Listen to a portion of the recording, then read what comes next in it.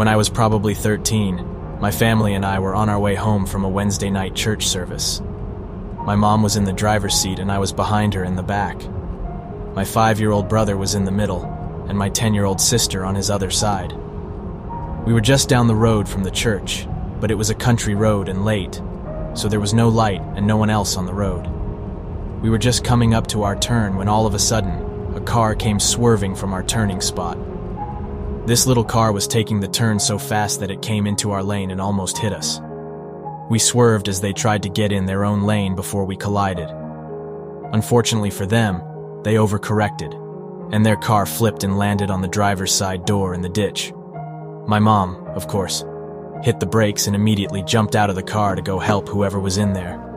She got about 3 steps away from our car and stopped dead in her tracks.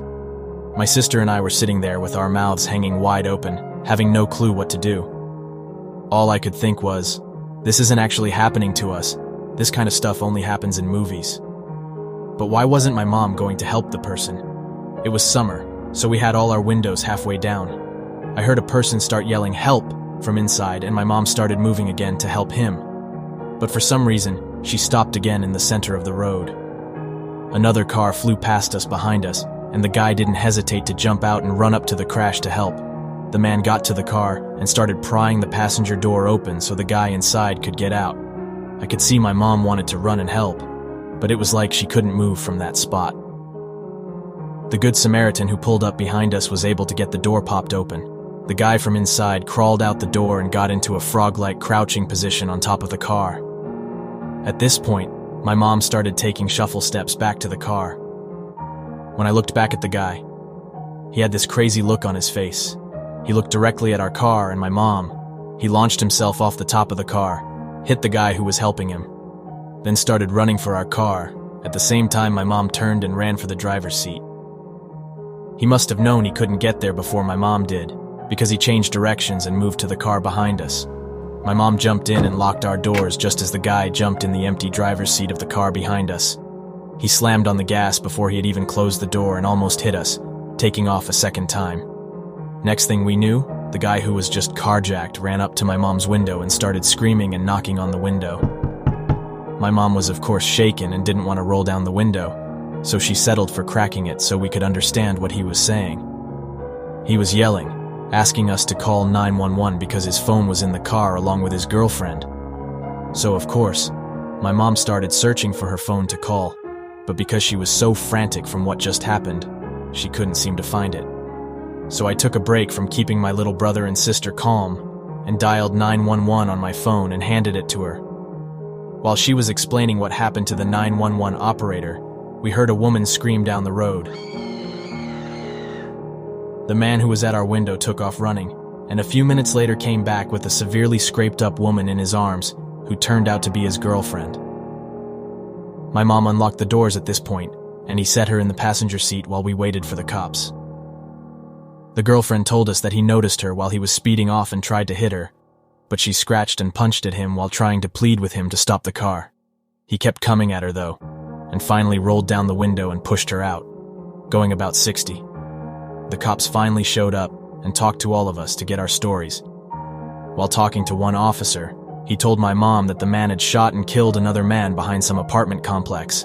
That's why he was driving so fast and trying to get away.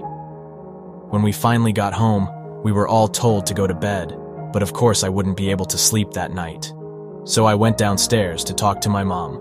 I worked up the courage to ask her why she stopped running to the car when the other guy didn't.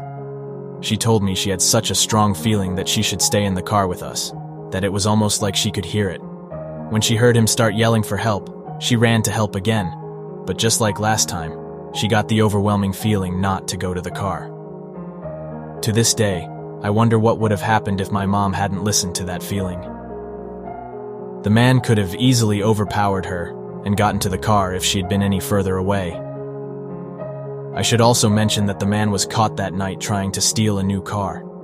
He had already ditched the car he stole from behind us, so the thing that really helped him get convicted was that when the woman was fighting him off, she grabbed the bandana off his head before falling out.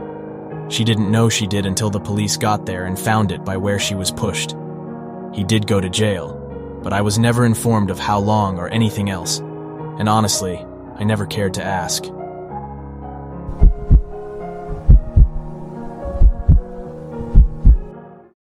This scene happened when I was 21 years old. It was a cold and dark night in a smaller town outside of a huge city in the Midwest. This was 1981. I worked at a fast food place and they stayed open until 3 a.m. My then husband worked for a bowling alley as a manager, and he was never off before 2 a.m. I was expecting my first child, and business was slow, so I was sent home about 1 a.m. In the town we lived in, there was a large private girls' college. Women were being warned to lock their car doors because 2 males were still on the loose that were targeting women around my age. They were sometimes following them home and attacking or forcing them off the road late at night. The men were assaulting and killing the women. They had killed 3 women by this point. 2 of the women were found on deserted roads and 1 in her apartment. There was no description of these men or what kind of vehicle they drove. I left work, climbed into my car, locked my doors and started for home. On the drive, the hair on the back of my neck stood up and my gut feeling told me something was very wrong. I glanced at the rearview mirror and saw a car tailing me. I was being followed. I took several turns around town trying to shake this car, but to no avail. The advice given was that if you thought you were being followed, to drive to the police station. We had recently moved to this area, so I had no idea where the police station was. I was terrified, panicked, and couldn't think what to do. This was in the days before cell phones, but the payphones were made in different areas, where you could drive up to them, sit in the driver's seat, put your window down, and the payphones had a longer cord to enable you to stay in your car and talk. You still had to deposit money in order to talk, even if you were calling 911. I thought briefly about trying to get to one of these phones, but I was too scared and didn't think I could have a coin ready in time before these men could approach me. My parents lived about 4 streets over from where I lived, and I decided the safest decision was to try to make it to my parents' house. I was still being followed when I got to their house. There was a short block you could go around by the house, and I went around this block about 3 times, and every time I did, I honked the horn. You would have thought laying on the horn would have discouraged these creeps from continuing to follow me, but it had no effect. If anything, they moved in closer behind me. I pulled into my parents' driveway and these creepers pulled in right behind me, turned their lights off, and I heard their doors open and shut. I was beyond terrified at this point. They were out of their car, one coming up on one side and one on the other. My parents' house was a split level, and you pulled up in front of a double-car garage. In order to get in the house, you had to go in through the garage door or the front door, and the front door was to the left of the driveway, about 2 car lengths away plus a set of steps. I laid on the horn again. They still kept coming. My dad, who is retired military, oftentimes stayed up late at night watching TV. Thank God he did this night. All of a sudden, he turned the porch light on and burst out the front door. He assessed the situation instantly and started yelling at these creeps to get the hell away from my car, all the while barreling down the steps towards them. At first, they didn't retreat very fast, but must have thought better. My dad is very big-boned and about 6'4". He had a brother that played in college football, and he wore a size 15 shoe. He made it to the front of their car and pounded on the hood of it before they were able to burn rubber reversing out of the driveway. While he was unable to get a license number because they didn't have a front plate, he was able to describe them and give make and model to police. Police told me how fortunate I was that my dad had realized what a dire situation I was in. I still get chills thinking back to that night. I remember it as if it were yesterday. My dad said he thought he heard a car honk more than once, and then he heard me in the driveway. He had just shut off the TV and was heading for bed when I pulled in. Thank God my dad acted so quickly, or I might not be writing this today. This incident has caused me to be hyper aware of my surroundings, and I never turn into my driveway without making sure I am not followed. Always be mindful of where you are, and don't walk around with your headphones on or phone pressed to your ear. You never know when you may be an opportunistic moment for someone with ill intentions. Know where your local police station is, and if you ever get chills something is wrong, drive into the police station. The police are more than happy to help you out. Better safe than sorry. The police did capture these creeps about 2 weeks later, and they didn't get a 4th victim. They were both on probation for kidnapping and essaying served their time and decided killing their victims left no witnesses. My dad is still my hero today. His quick actions prevented me from being the fourth victim, and the color, model, and make of car my dad described was the description of what they were driving when they were arrested.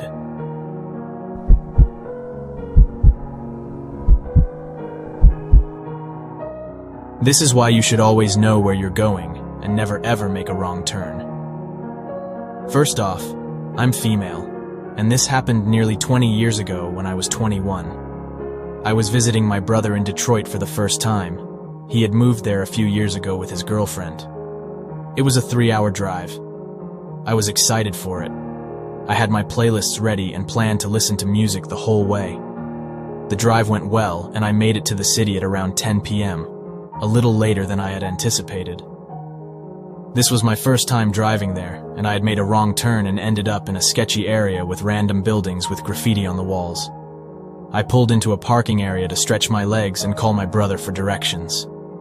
He answered and told me he knew where I was and I wasn't far away. I had just made a wrong turn. While he was telling me this, I turned to face my car and my stomach dropped. There were 3 men standing there. I have no idea where they came from. I never saw or heard them the whole time I was there. I just stood there frozen. I didn't want to tell my brother what was happening because the men were in earshot. After I was completely silent for a few seconds, my brother started asking if I was still there and if I was okay. By this point, I was crying, and one of the men walked up to me and put his finger on his lips, gesturing me to be quiet. While sobbing, I told my brother, "I'm okay," and ended the call. With the most menacing grin, the man wiped the tears from my face and said, "Don't worry, nothing bad has happened. Well, not yet." Then one of the men in the back chuckled and said, "This one is gonna be fun." The man who came up to me reached into his pants and pulled out a knife. To be honest, I thought he was about to pull something else out. Now he's ordering me to get in the back seat of my car so we can go for a drive. I am absolutely terrified. I feel like I'm about to puke, and I'm shaking so bad I can barely open the back passenger door. With the man who has the knife right behind me, and the other 2 already getting in my car. I'm trying to think of something to get me out of this situation, but I can only think of all the terrible things these men will do to me if I get into that car. The man is yelling at me to hurry up, while I'm standing there with the door open, not wanting to get in. He's so close behind me I can feel his breath on the back of my neck. He starts pushing me in the back seat. I'm kicking and pleading with him to just let me go. But he gets me in, then gets in himself and locks the doors. Now I'm getting kidnapped in my own car. I'm crying, knowing there's nothing I can do now. These men are going to take me somewhere to do God knows what. We're leaving the parking lot when suddenly 2 pickup trucks come speeding around the corner. The first one barely stops directly in front of us, and the second one pulls in right behind, boxing us in. One of the men yelled, "Cops!" and they all bolted from the car, leaving me in the back seat. Someone jumped out of the pickup and came over to me. I can't put into words how relieved I was when I saw it was my brother. Turns out when we were on the phone, he heard me sobbing and knew something was wrong. Luckily, he had his friends over, so they jumped in their pickups and rushed over to where I was. We called the police, and I gave them descriptions of the 3 men. They told me since they weren't wearing masks, they probably weren't planning on leaving any witnesses. The police also praised my brother and his friends for their quick thinking and coordination to be able to block my car in so quickly. If it wasn't for my brother and his friends, I wouldn't be writing this.